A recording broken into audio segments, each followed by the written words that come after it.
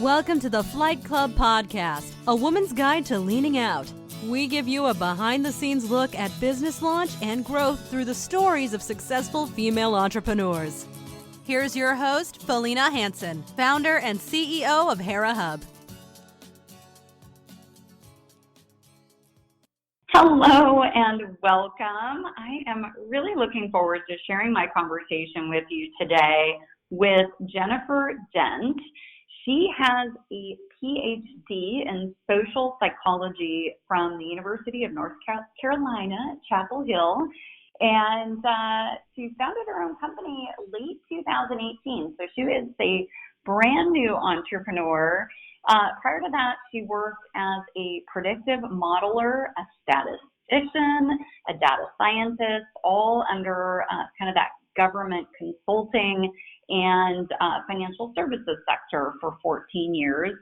She is absolutely committed to advancing the state of analytics for startups in particular, small businesses, but I know she has a passion in particular, and we've talked about this, for nonprofit organizations and really helping them, take all this great work they're doing, put some, numbers around it and be able to communicate that to their stakeholders. So I'm excited to learn more about that myself and share that with you today. So let's get started. Welcome to the show, Jen. Good morning, Felina. Thank you so much for having me. I'm excited to be here. Yeah, absolutely. So let's get the backstory on you. We got a little sneak peek in your intro there. Of what you've been up to, but take us back. What part of the world did you grow up in? Where did you go to college? Talk about your career path. Sure. So I actually grew up all over the world. My dad was a foreign service officer, so I've lived overseas. I lived in such places as Germany, lived in Bulgaria back in the day when it was still communist. My brother was born in Trinidad and Tobago. Where else? Australia. So I sort of grew up all over the place in the Northern Virginia area when we were back in the States. So I think that kind of set the scene for some of my later activities. Grew up overseas, went to school in Virginia, College of William and Mary. While I was there, I became really interested in psychology. Not so much the clinical side, but more sort of the what we call social psychology, or sort of everything else. Why do people do what they do? Why do they think what they think? I think we're all kind of drawn to that on some level. Yeah. So after finishing my studies there, I decided that, hey, I'd like to go on to grad school, and ultimately I ended up in a PhD program, thinking originally that I wanted to be an academic social psychologist, be a college professor. But along the way, I kind of realized that I didn't have the patience for it. I didn't have the patience for the teaching, and the research was interesting, but, published in academic journals, and, didn't really seem to have a whole lot of practical applications. And so kind of early on in my PhD program for psychology, I realized I wanted to do a more applied thing, to take a more applied path. And so fortunately, studying social psychology at the PhD level, you get a really, really thorough education in research methods and statistics. And so that was my sort of first exposure to statistics and really how they could have an impact in the real world, in mental health applications, in physical health applications. And so after getting my PhD, I quickly finished my program without any real thought as to exactly what I would do in the applied world.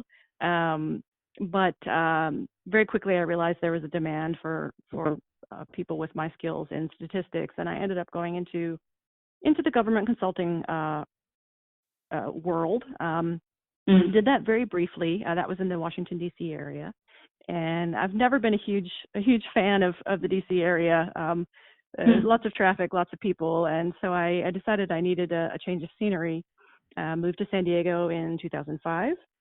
And that was when I really got into the financial services world. My first job out here was working for an auto finance company. I started doing credit origination scorecards for them. So kind of like your FICO score, but really to see, how you would qualify for auto loans. So I worked in the credit origination space. I later went on to work in the sort of the back end of credit, sort of the collections side of things, account management. So for about the next, 10, 12 years, 14 years maybe, I did all things credity. Worked for FICO for a while, doing credit origination scorecards for lenders that lend to small businesses. So I got a little bit of exposure to the small business lending space there. So kind of just bouncing around from job to job, working, different aspects of what they call it, the credit life cycle. Met a lot of interesting people, met a lot of really smart people, got exposed to all sorts of analytic techniques, all sorts of analytic technology. That was the great part. The less great part was the impact that I was having. Working for financial services companies is nice, but at the end of the day, I'd go home and I'd say, well, what did I do today that really advanced society or helped somebody? And the answer was not a lot. Yeah. And so especially, I want to pause on that statement real quick before we move on, Jen, because I know this conversation with so many women, and I'm sure men, think about these things too. But again, I just have this conversation a lot with women of this impact conversation, right? Of what impact, is my work having on the world? And I think it's so interesting that you started out at Booz Allen, this, huge, well-known consulting firm. You say Booz Allen and everybody's like, oh, like fancy, right? I mean, that's a really great job. Moved into working for another huge company, HSBC, on the auto finance side. And then, as you said, you went on, I think you said the backside of the capital markets, working for Encore Capital here in San Diego, which I've known a few folks that have been over there, and that's on the collection side. Is that right? Yeah, that's true. That's right. So I would imagine, to your point, you're helping, I guess, probably the companies, or, you're helping some folks collect money, but I can imagine that's not how do I want to say it? I must have not a glamorous business, but you know what I mean? Exactly. When you're fighting, right? You're fighting, basically. Yeah. So I would imagine that impact, and then, FICO, you moved on to FICO, you were there, looks like about 6 years or so. Obviously a different story than Encore Capital, but all extremely important industries and are important parts of the economy. But I can see where you were feeling like, okay, where is this going? Yeah, that's exactly true. And I knew very early on that, one day things were going to have to change. I knew very early on that I wasn't going to be able to do this for my entire career. And so as the years passed, so again, growing up overseas, I moved all the time. Prior to moving to San Diego, the longest I'd ever lived any place was, I think, 4 years. So I moved to San Diego in 2005, and I stay here, and I love it. And the more I stayed, the more I got involved in my community. And so, obviously I'm doing volunteer work, and I'm struggling with the issue of, career-wise, well, what impact am I making? And I'm doing volunteer work, and I'm trying to make an impact in other ways. I'm getting more involved in the community. I'm getting to learn San Diego more and more, and love it more and more. And sort of over time, it became this real, this is great. I'm making a lot of money. I've achieved. I've arrived. I've done what I was, quote, supposed to do with my PhD. And I just would wake up in the morning and I would just feel terrible. And I'm like, this is not the way I want to go through life. Again, I've been really fortunate. And so I decided that it was time to make some changes. And to be honest, I didn't really know at first, what the change would look like. I didn't know what to do with myself. And then I sort of started talking to some people, and I looked a little closer at some of the organizations I was volunteering with. And I thought, I've got these skills in analytics. There's an entire nonprofit community out there that needs me. And so that was sort of where the idea for Jaybird Analytics first kind of came from. Yeah, so important because there's these extraordinary mission-driven organizations. I know in San Diego, I've heard numbers between 11 and 13,000 nonprofit, registered nonprofit organizations. Mm-hmm. So many, that's just San Diego, of course, then multiply that across the country. And they're all trying to have an impact. They're all trying to share their story. They're all trying to share the outcomes, of what they're doing. But you need numbers for that, right? You need the data. Absolutely. I mean, the thing that struck me, and again, this is very much a 2019 situation. Data is everywhere now. There's data that gets generated when you wake up in the morning. I mean, literally, when you pick up your smartphone, that generates a blip somewhere. So I realized that a lot of these nonprofits have the data. They have what they need, but they just don't know how to extract the value from it. And so that's kind of where I figured, hey, that's something that I could do and that I could help them with. And as you say, I mean, I think between 11 and 13,000 in San Diego alone, all competing for funding, and all things being equal, a nonprofit that I think has the more quantitative support of the mission, I think generally fares better in the grant process. So. Oh, absolutely. Yeah, not only in competing for grants, but also reporting out, so you get this grant money, right? And there's milestones and measurements that have to be fed back to, the grantor, and how many nonprofits struggle with that, I would imagine. Yeah, I think that's true. I think it depends in large part on sort of the size of the nonprofit and the length of time that they've been operating. But definitely, it's a challenge. It's a challenge to even internally, as you say, sort of track operations and measure impact, and then an additional challenge on top of that to report it externally to stakeholders, to funders, that sort of thing. And again, the nice thing is nowadays, we have technology that a lot of which is open source, which makes that much easier than it used to be. So there's a lot of technology. Yeah, no, I was just going to say, there's a lot of technology out there, but we're going through this with Hera Hub to some extent as well. On a smaller scale, we became a public benefit corporation at the beginning of this year. And so at the end of 2019, we have to create a public report to report out on, how we have benefited the public, right? Not just, our members, but the great. Okay, we know that, but I have to start figuring out what I want to measure yesterday, right? Exactly. I can get to the end of the year and then go like, okay, let's create this report. Like, wait, what are we measuring? How are we doing this? So I would imagine that you've got to be very preemptive in this process. It's really planning that out, not just here, let me, like you do with your accountant, here's the shoebox of receipts, go figure it out.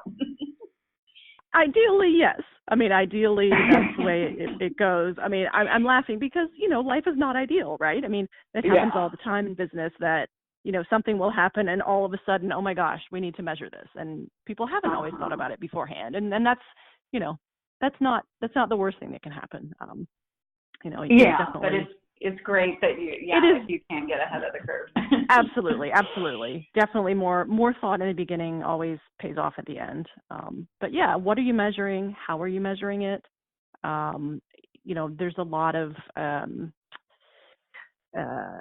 capabilities now, a lot of software around dashboarding and reporting. How can you set up sort of a measurement process that lends itself, fairly easily to being able to produce what you need to produce, produce a report, produce a dashboard, maybe that's real time or almost real time. What do you want and how do you go about getting it? And it's so interesting. And then getting the buy-in from everybody in the organization too, I would imagine, because if we're trying to measure something, For example, I want to talk about the two nonprofit organizations, if you're open to it, that you're involved with. One as a board member called Warriors Live On, and then the other one is CASA, which is a advocacy program for children in foster care. So let's just take a real world example with either one. Like what kind of process would, let's just say I'm the executive director for one of these organizations, and I need to go back to my stakeholders and my grantors and be able to, tell them what impact we've had. What would I need to think about? Sure thing. So let me use Warriors Live On as an example, because they've actually sort of gone down that path, or started down the path. And so I think what they've done is really interesting and really, really good. So Warriors Live On, just by way of background, Warriors Live On is an organization that treats post 9/11 veterans with PTSD. They employ I guess you call it a more holistic methodology that sort of revolves around something called somatic experiencing therapy. I'm not a therapist, but I'm told that's the core of it. And so they have a population of veterans that they serve. Somatic experiencing therapy includes things like yoga, acupuncture, various outdoor activities. So they realized, as you say, early on, hey, we'd like to be able to measure the impact of this. So they went old school. They kept it simple. They have a little questionnaire on a half a sheet of paper, and before and after each treatment session, the veterans answer questions regarding their overall well-being, body pain, and I think stress. And they're, scale of 1 to 10, how stressed are you? How much body pain do you have? They're very simple, but they're trying to measure the things that the treatment is supposed to address. So they have the veteran fill out these questions before the treatment and then after the treatment, every time they come for treatment. And people come for treatment anywhere from once a week to, once every, 3-4 weeks. And so Warriors Live On had been collecting this information for probably almost a year. And literally, when I met with the executive director, she handed me a stack of these questionnaires, and she's like, "Here's the questionnaires. We've taken them and we've put most of them into SurveyMonkey." So they manually took the responses and entered them in SurveyMonkey. And she said, "The data's in SurveyMonkey. That's it. Go to town." And have at it. And honestly though, that's a great start. I mean, people think, hey, I've got to have a database and this. That's great, but if all you have is answers on a piece of paper, that's okay too. So I was able to look at that data. It's kind of like the shoebox example, right? With the receipts in it. Yeah, and so they knew that at some point they were going to need to get a little more sophisticated. And I'll get to that in just a second. But so basically I took the data that they had, and I was able to just do some really simple, before and after differences to see, hey, after a treatment, do people feel better? And the answer is yes. I mean, it's not, I'm laughing because one of my grad school classmates referred to it as shocking confirmation of the obvious. I don't know how obvious it is, but yes, after the treatments, people felt better. So pre and post, great. And then over time as well. So ideally, you'd want to see over a period of weeks, months, years, you'd like to see people feeling better, a trend towards wellness. And we saw that as well. I would give you numbers. I'm blanking off the top of my head, but pretty significant improvement pre and post treatment. So good stuff. So we've been able to take those numbers, and I haven't heard back lately. They did apply for a couple of grants, and so Warriors Live On is a small organization. They're looking to grow, so they are applying for some larger grants, and that's where these numbers have come in handy. I haven't heard yet whether we've gotten the grants or not, but I know there's several applications in where we've been able to incorporate this quantitative data, and I'm hoping that it will show results. So the grant world. Absolutely. So interesting. And then moving forward, I am working with them. So we're working on getting, rather than having pieces of paper, we're working on getting the survey digitized so that it's a little bit easier to work with the data and a little bit cleaner, better quality data. So going forward, yeah, they're definitely thinking about that. So. Awesome. Wonderful. Well, I'm excited to hear if you all get some of those grants you applied for. I want to ask a sort of an obvious question. Sure. I've asked this question to a number of people, and it's just, I guess I'll blame it on the media a little bit, or maybe just the fact that I live in the world of startups, if you will. But everybody loves to throw around the phrase "big data," big data, big data, big data. Topic. It's all like a right, and like for the lay person, like what the heck what does that mean? How's that different than little data? What are we talking about? So do you mind defining big data? I'm not even going to try to define big data because you have already hit the nail on the head. Big data is a very big, very overhyped term, referring simply to a lot of data. I don't even know where to begin. So big data is great. So big data, it's typically used, when you think of sort of, terabytes of data, you think of really, really big things like Google. Google is generating a ton of data. Facebook, the really, really large, online platforms, generating amounts of data that historically were not able to be analyzed in their entirety. Big data now also refers sort of to the platform or the technological underpinnings that let you analyze giant amounts of data. And exactly what big data is, there is no there's no hard cutoff number. If you have data bigger than this, it's big. No, big data is just a lot of data. And again, it's really sort of a buzz.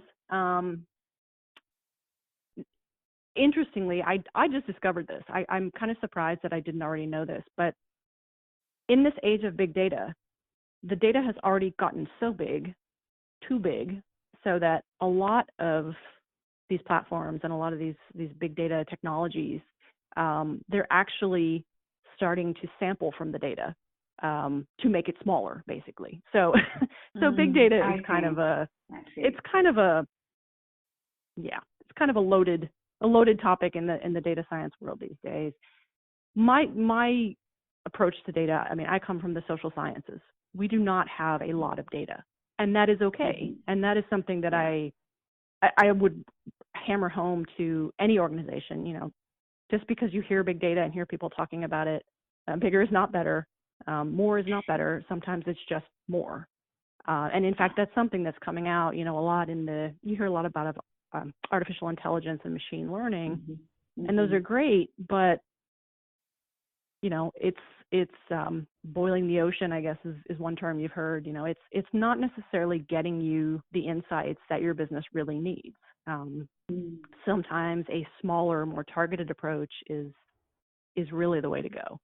So I would encourage anybody who worries about the size of their data or their organization's data, don't panic.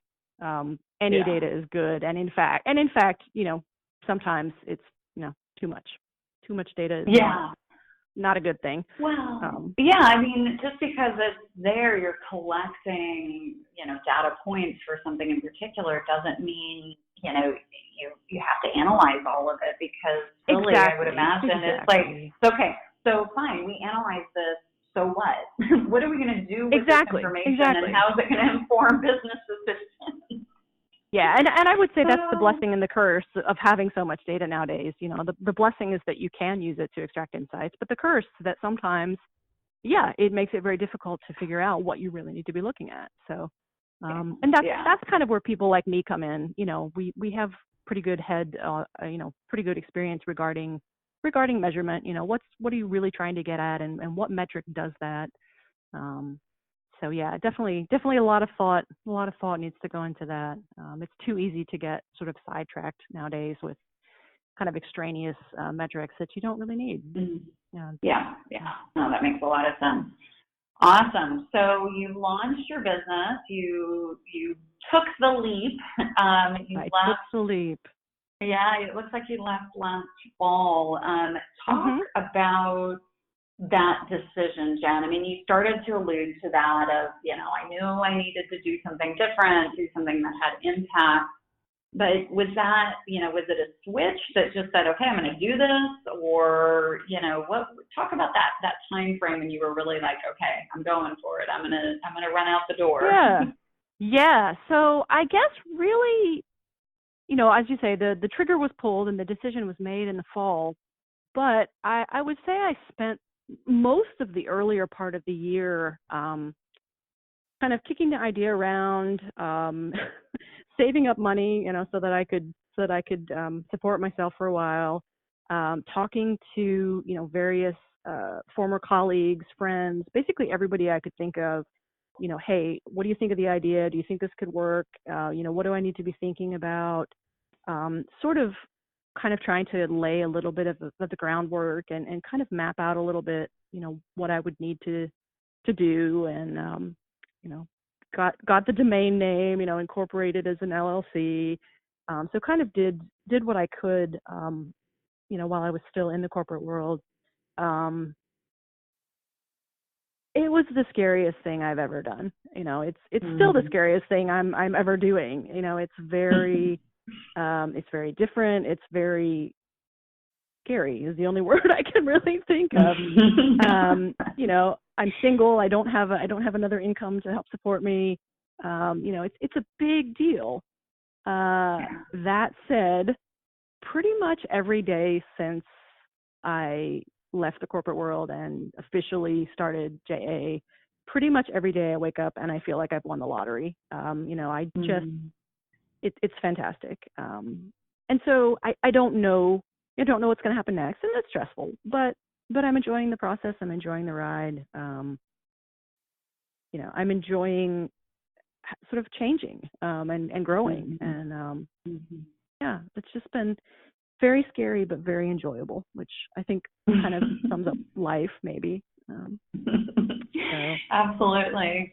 Well, I mean, I think probably most entrepreneurs go through that process, right? And that's why I really like to ask that question is, it's not an easy decision. I mean, and for a lot of us, I don't know if this happened to you in the circles you were in, but sometimes on folks that are leaning out of corporate, everybody in their life in corporate's going like, what are you doing? How could you leave this? Yeah.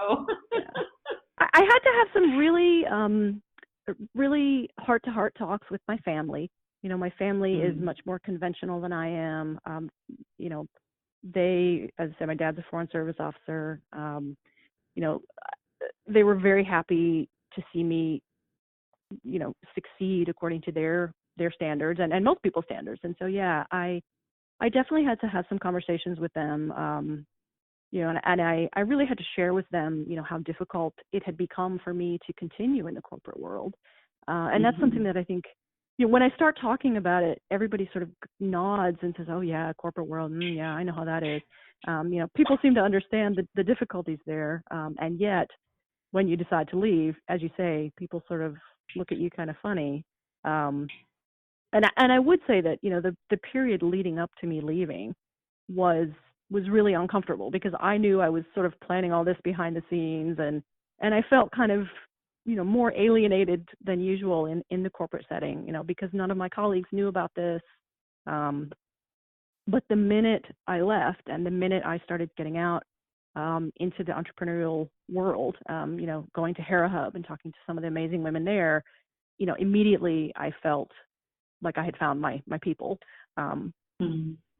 So, having made the decision, I felt a lot more supported, and my family sort of understood better, why I was doing this. And that was big to me, to have their support. Absolutely. Yeah, I thank you for bringing that up because, and obviously, one of the main reasons I founded Hera Hub 8 years ago was for this very reason.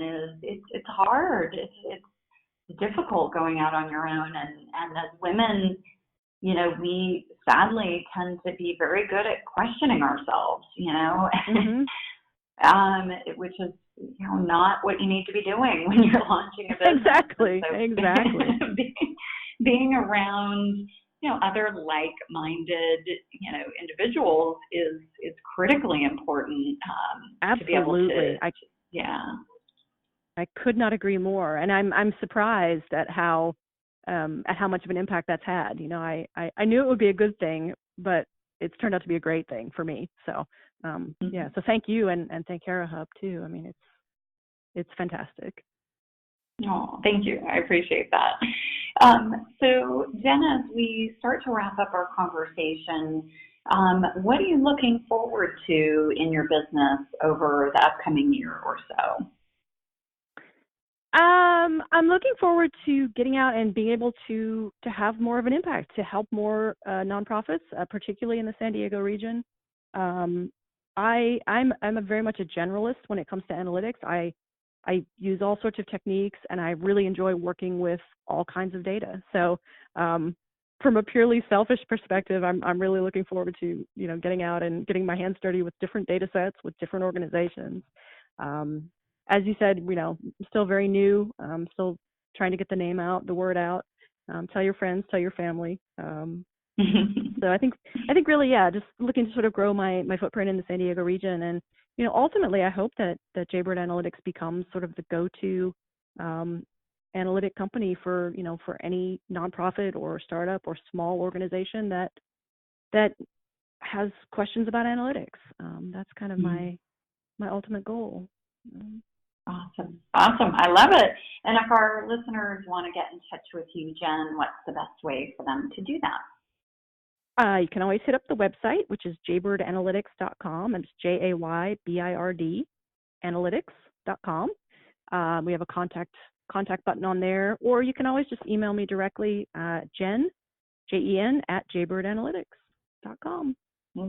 Fantastic. Wonderful. Well, I've enjoyed our conversation, Jen. I've learned a lot. Thank you so much for your time. Oh, thank you so much for having me, Felina.